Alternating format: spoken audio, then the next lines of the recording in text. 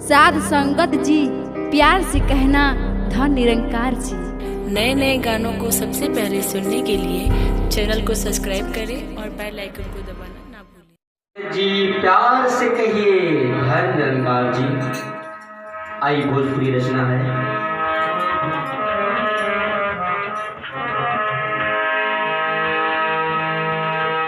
माली माली धोवतारा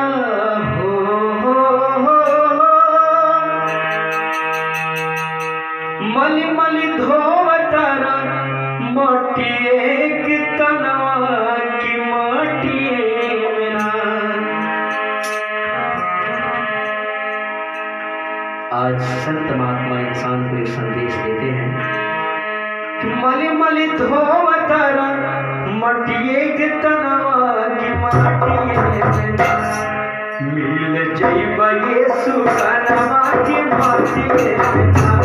मिल जाइबा यीशु कनवा की मोटिए मेरा। ओ मली मली धोवतारा मली मली धोवतारा मोटिए की तनवा की मोटिए मेरा। मिल जाइबा यीशु कनवा की मोटिए मेरा। मिल जाइबा यीशु कनवा की मोटिए मेरा।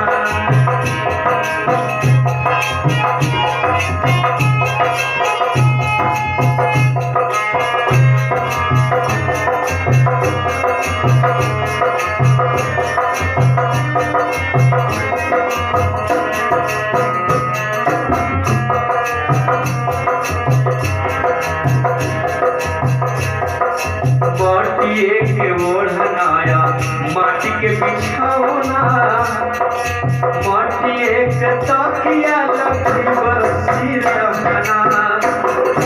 माटिए के ओढ़नाया माटी के बिछौना माटिए के तकिया लकड़ी बसी रहना। सतगुरु के चरण में सतगुरु के चरण में लगावना ध्यानवा की मोटिए मेरा। मिल जाइबा यीशु कनवा की मोटिए मेरा। मिल जाइबा यीशु कनवा की मोटिए मेरा।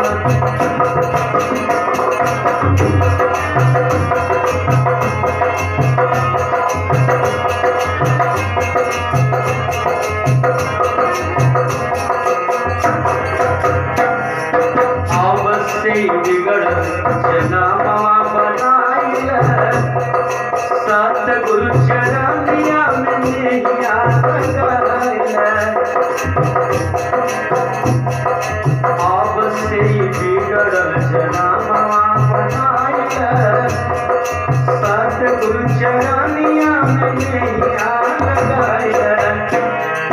सतगुरु हरि से सतगुरु हरि से मिल जाइबा यीशु कनवा की मोटिए मेरा।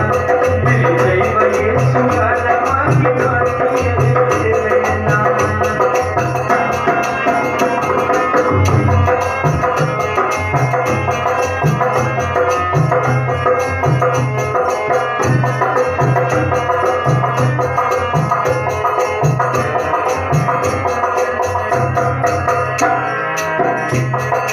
सबके चेतावेला मिशन निरंकारी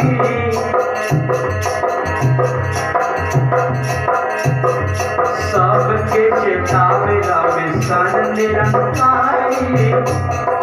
हरि भजन गावे बन के उपकारी। संगे नहीं जाए तोहरा